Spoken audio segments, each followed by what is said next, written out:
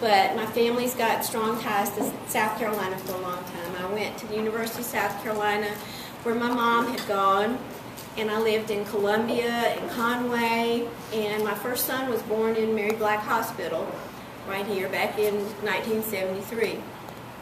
And then I lived other places.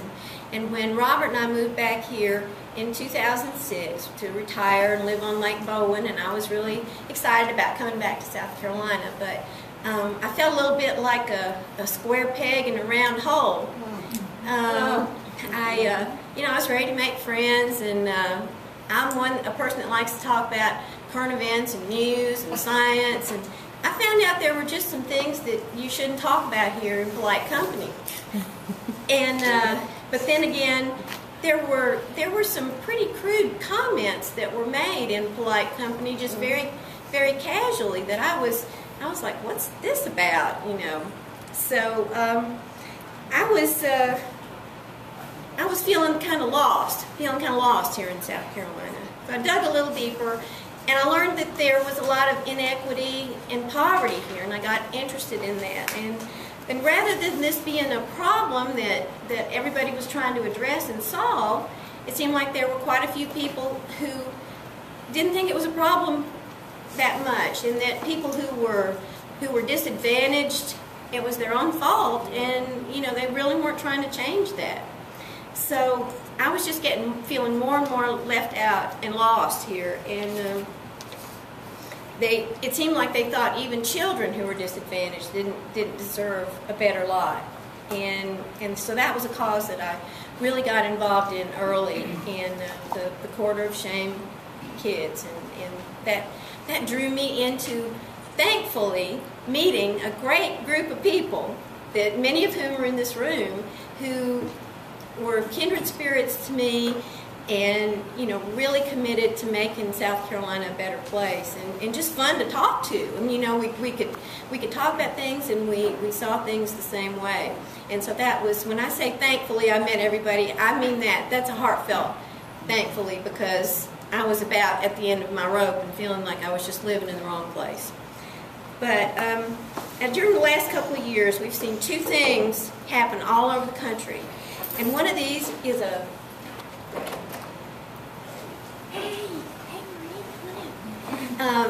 is a strong push to take people's rights and to exploit people and exploit the earth like it's never been done before. It's just raised to a fever pitch all over the country. But we've also seen something else. We've seen a stronger spirit of people saying, this is not right, and we're not going to put up with it, and we're going to fight back. And I'm convinced that here in South Carolina, just like all across the country, the mean-spiritedness and greed and willingness to turn a blind eye to injustice is just a thin veneer. It's not who we are at our core. And our real values tell us that when we're our brother's keeper, that doesn't mean we keep our brothers and sisters down or ourselves down for the benefit of the few. And where only the very most powerful succeed. It means that we stick together and work for fairness and to help each other. So for too long, I think we've accepted here that change can't happen, and it's discouraged people from getting involved. But this is just a bill of goods that's kept everybody quiet and still and going with the flow and not pushing too hard, so we don't break through that thin veneer.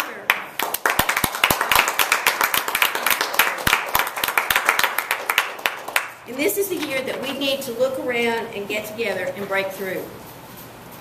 It's time to combine the energies of this group over here and that group over there, because if we do, we've got the power right in our hands.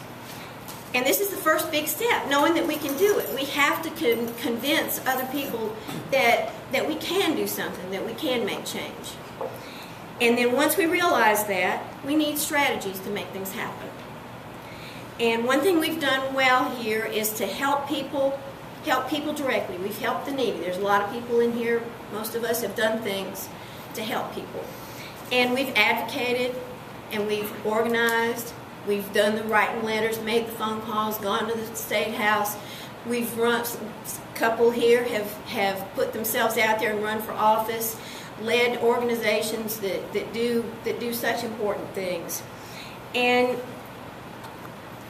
another new thing that's happened is people standing out there at Morgan Square with signs and reminding our neighbors that we're all in this together, and it's making an impact. It's changing the discussion in Spartanburg, and it's moving things along. And so the next thing after this, I think we have to elect some strong progressive leaders to go to Washington and really dramatically and drastically change the system. So that's what I hope, with everybody's help, that's what we can do. I'm working with Gina Brown over here, who some of y'all met when you came in.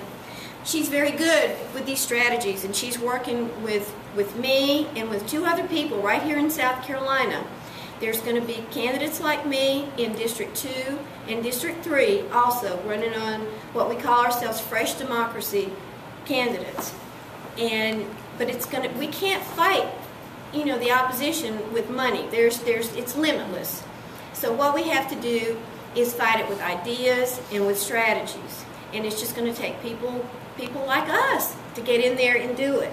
But we can. And if we possibly can get elected, we're going to go up there and drastically change the whole system. And that's Motto for Congress. Yeah. So let's take the bull by the horns, and I'm excited and hopeful, and I say let's get started. So I'm gonna turn it over to Gina right now.